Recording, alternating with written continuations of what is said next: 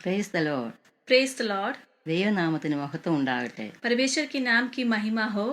എൻ്റെ കഴിഞ്ഞ വീഡിയോയിൽ അത്ഭുത വിടുതലിൻ്റെ സാക്ഷ്യം നിങ്ങളോട് പങ്കുവയ്ക്കുവാൻ ദൈവം സഹായിച്ചു. हमारे पिछले वीडियो में परमेश्वर ने जो किया हुआ चमत्कार को, उस चमत्कार की गवाही को आप लोगों से शेयर करने के लिए परमेश्वर ने मदद किया. അത് കണ്ട എല്ലാവർക്കും നന്ദി അറിയിക്കുന്നു. जो भी उसको देखा है सभी लोगों को हमारे हृदय से धन्यवाद देना चाहती हूँ. ഈ വീഡിയോയിൽ ഞങ്ങളുടെ ദൈവിക ശുശ്രൂഷയിൽ ഉണ്ടായ ചില അനുഭവങ്ങളെക്കുറിച്ച് നിങ്ങളോട് പങ്കുവയ്ക്കുവാൻ ആഗ്രഹിക്കുന്നു. और इस वीडियो में हमारे सेवकाई में परमेश्वर ने जो चमत्कार काम किए हैं वो आप लोगों से शेयर करने के लिए चाहती हूँ. അത് ദൈവനാമത്തിന് മഹത്വമാകുവാനും അനേകർക്ക് ഉത്തേജനം നൽകട്ടെ എന്നും പ്രാർത്ഥിക്കുന്നു. वो परमेश्वर के नाम की महिमा होने के लिए और अनेक लोगों के जिंदगी में प्रोत्साहन होने के लिए मैं प्रार्थना करती हूँ.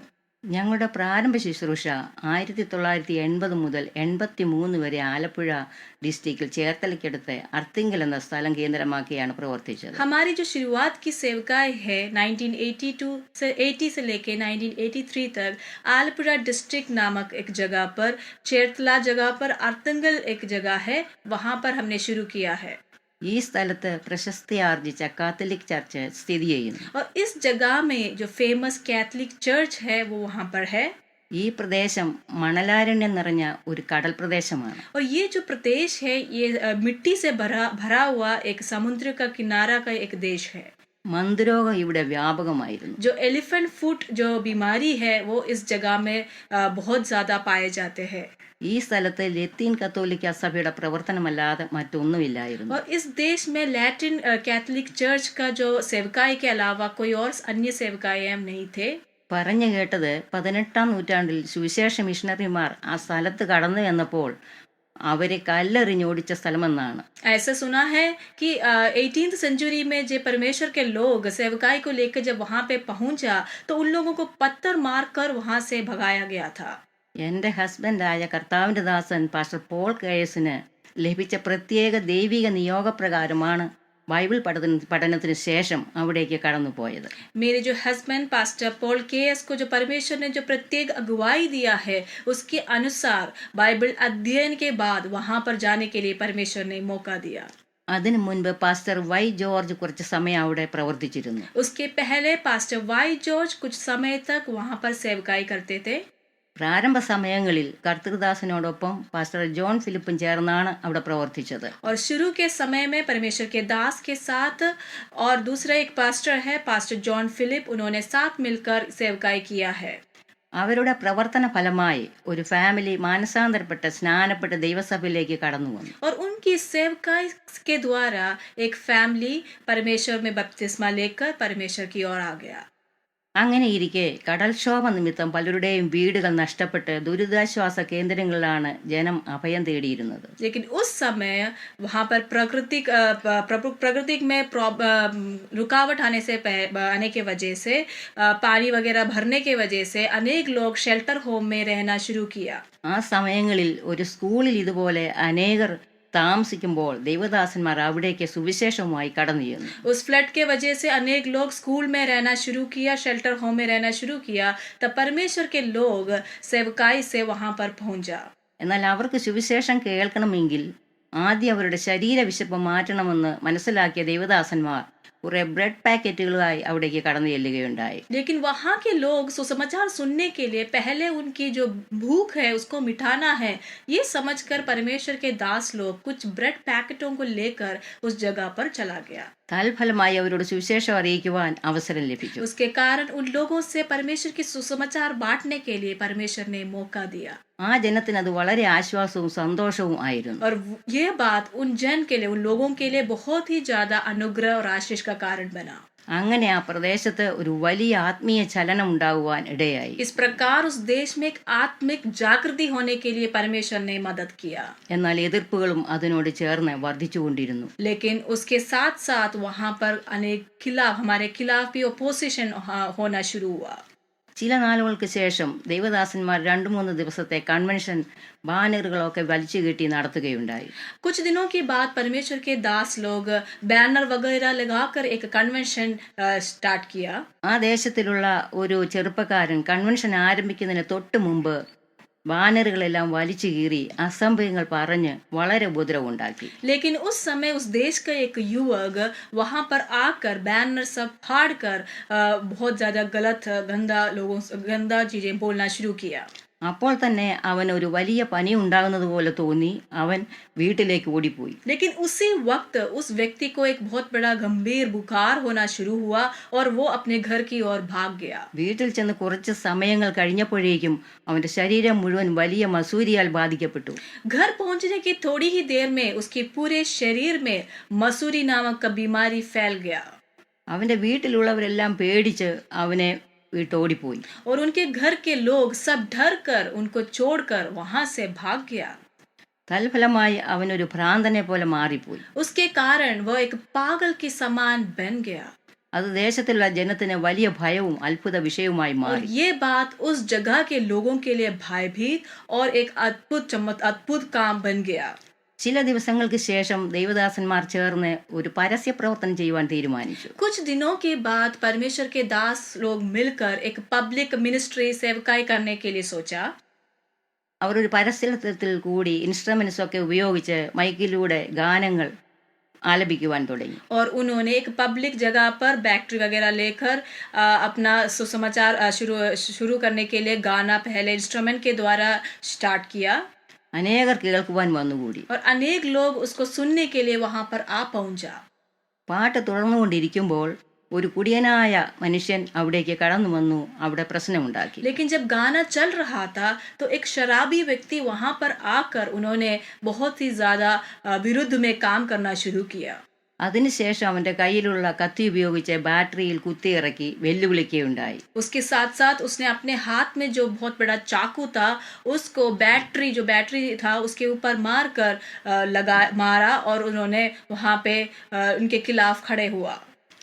ധൈര്യമുണ്ടെങ്കിൽ ഈ ബാറ്ററി ഇവിടെ നിന്ന് എടുക്കുക എന്ന് അവൻ ആക്രോശിച്ചു. उन्होंने ऐसा बोलना शुरू किया, अगर आपको हिम्मत है तो इस बैटरी को यहाँ से निकाल कर लेके जाओ. തൽഫലമായി ദൈവദാസന്മാർ ബാറ്ററി ഉപേക്ഷിച്ച് പോകുവാൻ തുടങ്ങി. उसके कारण परमेश्वर के दास लोग बैटरी को छोड़कर वहां से जाने के लिए कोशिश किया. എന്നാൽ അവിടെ കൂടി വന്ന ജനം ഇടപെട്ട് ബാറ്ററി എടുത്തുകൊള്ളുവാൻ സഹായിച്ചു. लेकिन वहां पे जो लोग पहुंचे थे, जो लोग मौजूद थे, वो लोग मिलकर उस बैटरी को लेने के लिए मदद किया. ദൈവദാസന്മാർ വാടകയ്ക്കെടുത്ത ബാറ്ററി ഇപ്പൊ പൊട്ടിപ്പോയല്ലോ എന്ന് വിഷമിച്ച് അതും എടുത്ത് വീട്ടിൽ തിരിച്ചെത്തി. परमेश्वर के दास लोग बहुत दुखित हुए कि जो बैटरी उन्होंने रेंट में लिया था वो टूट गया होगा.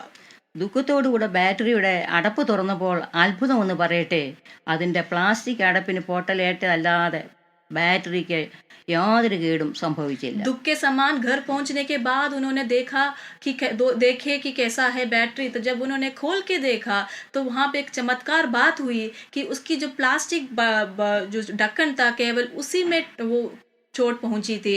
उसके अलावा उस बैटरी में कोई भी प्रॉब्लम नहीं आई. ദൈവം അവിടെ പ്രവർത്തിച്ചത് ഓർത്ത് ദൈവത്തെ മഹത്വപ്പെടുത്തുന്നു. परमेश्वर ने जो अचंबे काम वहां पे किया है उसको याद करके मैं परमेश्वर को धन्यवाद करती हूँ. പിറ്റേ ആഴ്ചയിൽ അതേ സ്ഥാനത്ത് വെച്ച് കുടിയനായ ഒരു വ്യക്തിയുമായി മറ്റു ചിലർ पिछले हफ्ते उसके बाद कुछ दिनों के बाद एक शराबी व्यक्ति के साथ इस व्यक्ति का പല പ്രാവശ്യം കുത്തുകയും വെട്ടുകയും ചെയ്തു. इस व्यक्ति के ऊपर उन्होंने चाकू मारना शुरू किया. തൽഫലമായി അവൻ ഹോസ്പിറ്റലിൽ അഡ്മിറ്റായി. उसके कारण ये व्यक्ति हॉस्पिटल में एडमिट हो गया. ചില നാളുകൾക്ക് ശേഷം ഡിസ്ചാർജ് ചെയ്ത് വീട്ടിൽ വന്നപ്പോൾ कुछ दिनों के बाद जब ये व्यक्ति डिस्चार्ज होकर घर पर पहुंचा, ഈ ദൈവദാസന്മാരെല്ലാവരും ചേർന്ന് തന്നെ കാണുവാൻ തന്റെ ഭവനത്തിൽ ചെല്ലുകയും तब परमेश्वर के दास लोग इस व्यक्ति को से मिलने के लिए उसके घर पर पहुंचा ആ വ്യക്തിക്ക് വേണ്ടി പ്രാർത്ഥിക്കുകയുണ്ടായി. और इस व्यक्ति के लिए प्रार्थना किया. താൻ അവരെ കണ്ടപ്പോൾ വലിയ കുറ്റബോധമുണ്ടായി വളരെ കരയുവാൻ തുടങ്ങി. जब इस व्यक्ति को परमेश्वर के दास लोगों को देखा इस व्यक्ति ने, तब उसके अंदर बहुत पश्चाताप हुआ और वो वहां पर रोना शुरू किया. എനിക്ക് തെറ്റിപ്പോയി, എന്നോട് ക്ഷമിക്കണമെന്ന് അവരോട് और പറയുകയുണ്ടായി. ये व्यक्ति ने कहा कि मेरे से गलती हो गया, कृपया मेरे को माफ कर दीजिएगा. ഞങ്ങളുടെ വിവാഹത്തിന് ശേഷം ഞങ്ങൾക്ക് താമസിക്കുവാനായി ആ പ്രദേശത്തിലെ ഒരു വലിയ ഉടമയാണ് ഞങ്ങൾക്ക് പാർക്കുവാൻ 2 മുറിയുള്ള തൻ്റെ കട സൗകര്യപ്പെടുത്തി നൽകിയത്. हमारे शादी के बाद उस प्रदेश में रहने के लिए वहाँ पे एक धनिक व्यक्ति ने अपने जो दुकान है, जो 2 कमरे वाली दुकान है, वो हमें रहने के लिए दे दिया. ഞങ്ങൾ ആ കടക്കെട്ടിടത്തിൽ പാർത്തുകൊണ്ടിരുന്നു. और हम उस घर पे रहना शुरू किया. മറ്റ് വരുമാന മാർഗം ഒന്നും ഇല്ലാത്ത കാലഘട്ടമായിരുന്നു അത്. उस समय में हमें कहीं और से कोई और सपोर्ट नहीं था, എന്നാൽ എടുത്തു പറയേണ്ട ഒരു കാര്യമുണ്ട്. लेकिन बोलने के लिए एक बात है, അവിടെ ഇപ്പോഴും ഉള്ളതായ ബദനി കുടുംബം വളരെ ഞങ്ങൾക്ക് അനുഗ്രഹമായ കുടുംബമായിരുന്നു. उधर अभी भी जो परिवार बेथनी परिवार है, वो परिवार हमारे लिए बहुत ज्यादा आशीष की परिवार था. ഞങ്ങളുടെ ഏതൊരു ആവശ്യങ്ങളിലും കഷ്ടങ്ങളിലും ഞങ്ങൾക്കൊപ്പം നിന്നുകൊണ്ട് വളരെ ഞങ്ങളെ അവർ സഹായിച്ചു. हमारी हर जरूरतों में वो परिवार हमारे साथ खड़े होकर हमें बहुत मदद करते थे. അതുപോലെ വേറെ പലരും അയൽവാസികളും ഒക്കെ ഞങ്ങൾക്ക് സഹായമായിരുന്നു. उसके साथ साथ और भी अनेक लोग और पड़ोसी लोग भी हमारे लिए आशीष के कारण थे. ഞങ്ങളുടെ പല ആവശ്യങ്ങളും ഞങ്ങൾ പ്രതീക്ഷിക്കാത്ത ദൈവിക നടത്തിപ്പുകൾ കാണുവാൻ കഴിഞ്ഞിട്ടുണ്ട്. हमारे अनेक बातों में परमेश्वर के चमत्कार को देखने के लिए परमेश्वर ने हमें मदद किया है. അങ്ങനെ ഇരിക്കെ ഞാൻ ദൈവദാസനോട് പറയുകയുണ്ടായി, और उस समय में मैंने एक दिन परमेश्वर के दास से ऐसे कहा നമ്മൾക്കൊരു അരകല്ലുണ്ടായിരുന്നെങ്കിൽ നന്നായിരുന്നു എന്ന്. कि हमें जो एक पत्थर होता है जिससे हम चटनी वगैरह बना सकते हैं, वो अगर होता तो बहुत अच्छा था. അപ്പോൾ ദൈവദാസൻ പറഞ്ഞു, ശരി, നമുക്ക് അതിനു വേണ്ടി പ്രാർത്ഥിക്കാം. तब परमेश्वर की दास ने कहा कि चलो हम उसके लिए प्रार्थना करते हैं.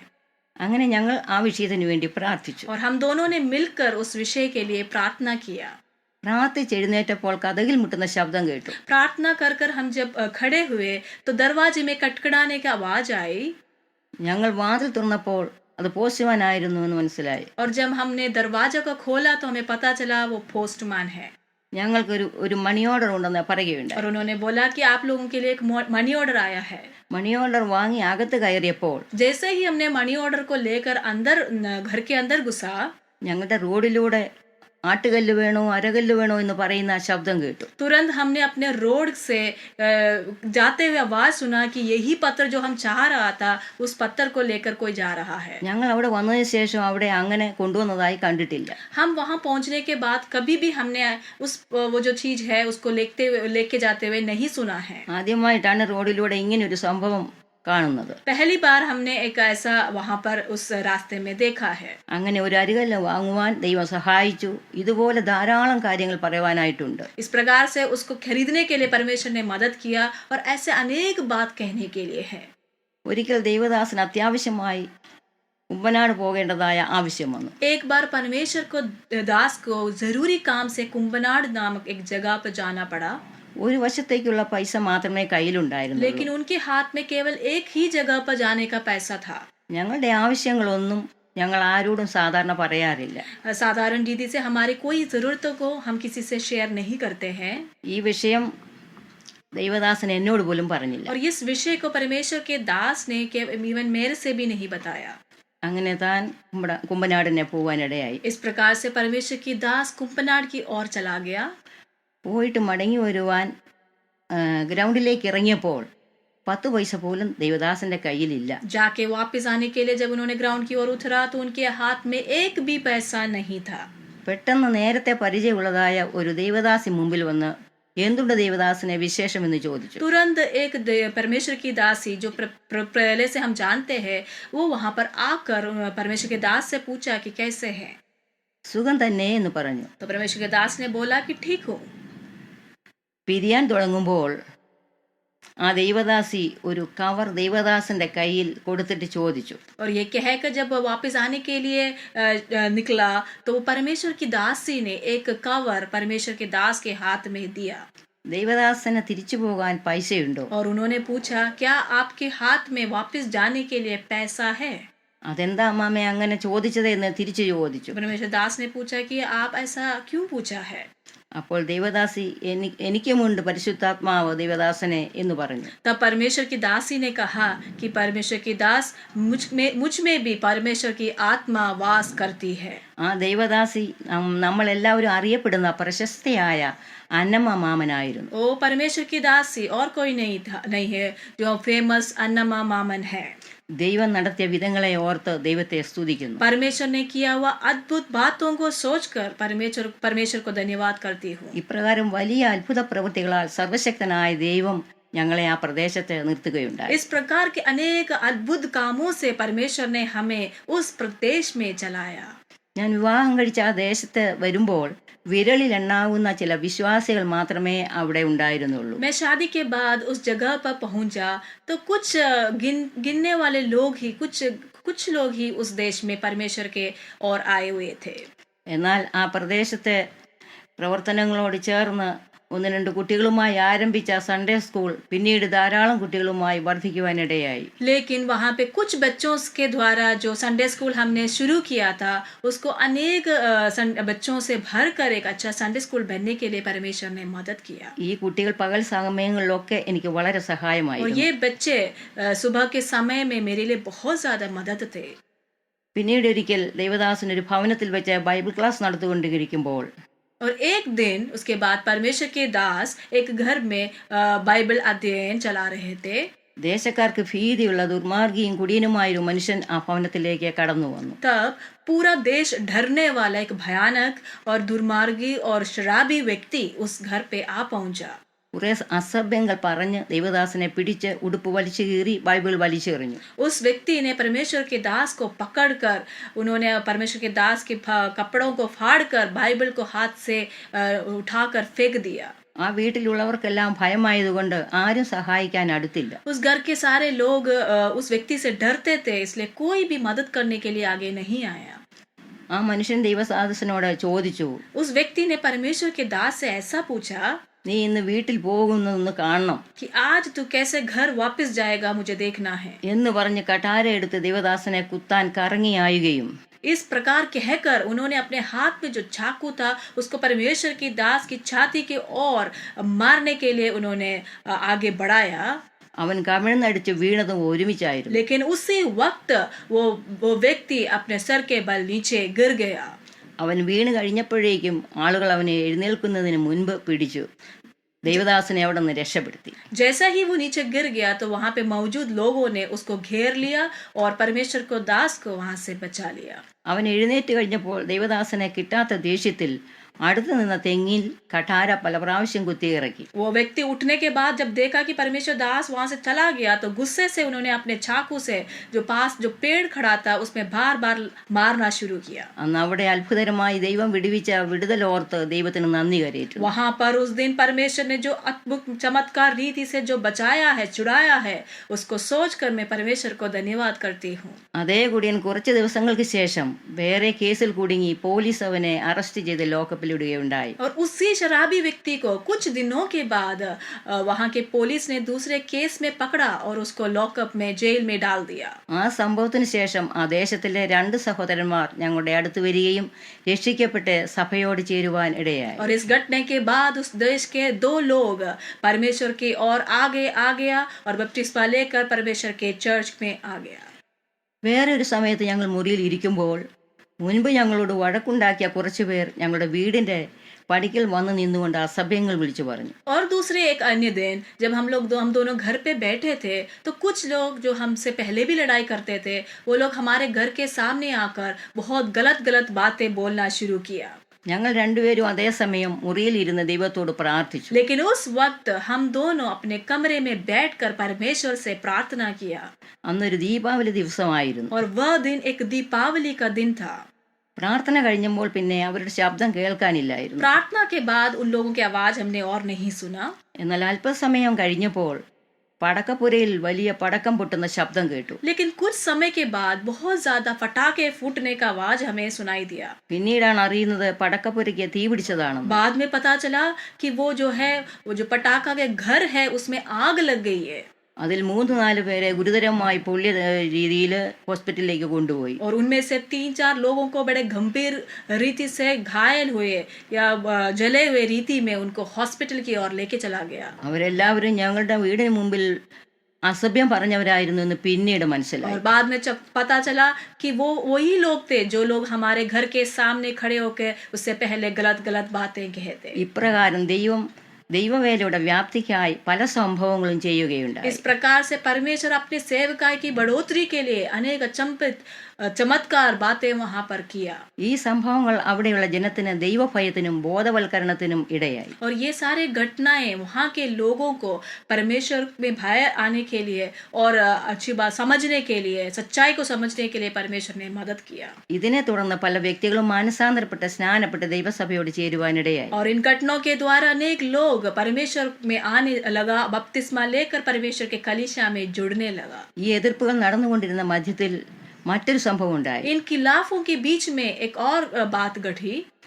അത്തിങ്കൽ പള്ളിയിൽ പെരുന്നാൾ നടക്കുകയായിരുന്നു. जो अर्थिंगल जो चर्च था वहां पे एक बहुत बड़ा उत्सव चल रहा था. ആ സമയത്ത് അസാധാരണ നിലയിൽ വലിയ മഴ പെയ്യുകയും ആ ദേശത്തിലെ അനേകർ കൈക്കുഞ്ഞുമായി റോഡിലൂടെ നനഞ്ഞു പോകുന്നത് കണ്ടപ്പോൾ റോഡിലരികിലുള്ള ഞങ്ങൾ താമസിച്ചു കൊണ്ടിരുന്ന ആ കടകെട്ടിടത്തിന്റെ ഹാൾ ജനത്തിനായി തുറന്നു കൊടുത്തു. उस समय में नॉर्मल रीति में, साधारण रीति में बारिश नहीं होता था, लेकिन उस समय में गंभीर बारिश होने के कारण जो भी लोग उत्सव में आए थे वो लोग छोटे छोटे बच्चों को हाथ में लेकर रोड से जाते हुए हमने देखा.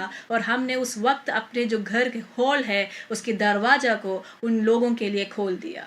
തന്നിമിത്തം അനേകർ മഴ തീരുന്നതുവരെ കയറിയിരുന്നു. उसके कारण अनेक लोग हमारे घर के अंदर आकर बैठने के लिए मौका मिला. അവരോടൊക്കെ സുവിശേഷം പറയുവാനും ക്രിസ്തുവിന്റെ സ്നേഹത്തെക്കുറിച്ച് അറിയിക്കുവാനുമായി വലിയൊരു അവസരം ലഭിച്ചു. और उन सभी लोगों को परमेश्वर के बारे में बताने के लिए, सुसमाचार बताने के लिए परमेश्वर ने एक बहुत बड़ा एक मौका दिया. പിന്നീട് അവരിൽ പലരും സുവിശേഷത്തിലേക്ക് ആകർഷിക്കപ്പെട്ടു. और बाद में उनमें से अनेक लोग सुसमाचार के और आकर्षित हुए. ഇപ്രകാരം അനേക അത്ഭുത സംഭവങ്ങൾ ആ പ്രദേശത്ത് ഉണ്ടാവുകയുണ്ടായി. इस प्रकार के अनेक चमत्कार की बातें उस देश में परमेश्वर ने किया. എന്നാൽ സമയച്ചുരുക്കം മൂലം അതെല്ലാം പറയാൻ ആഗ്രഹിക്കുന്നില്ല. लेकिन समय की कमी के कारण वो सब बातों को यहाँ पे बताने के लिए नहीं चाहते हूँ.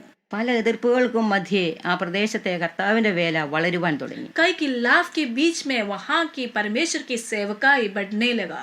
ഞങ്ങൾ താമസിച്ച സ്ഥലത്ത് തന്നെയാണ് ഇന്ന് IPC ഹെബ്രോൻ സഭയുടെ ആരാധനാലയം സ്ഥിതി ചെയ്യുന്നത്. जहाँ पर हम रहते थे उसी जगह पर आज IPC हेब्रोन का बहुत बड़ा कलीसिया आज वहाँ पर स्थित करता है, वहाँ पर है. 200-ലധികം ആളുകൾ ആ സഭയിൽ ഇപ്പോൾ കൂടി വരുന്നു. 200 से ज्यादा अधिक लोग उस चर्च में आजकल मौजूद है. പല ദൈവദാസന്മാരും കുടുംബമായി അവിടെ വന്ന് ശുശ്രൂഷിക്കുന്നു. अनेक परमेश्वर के दास लोग अपने परिवार समेत उस कलीसिया में आकर सेवकाई करते हैं.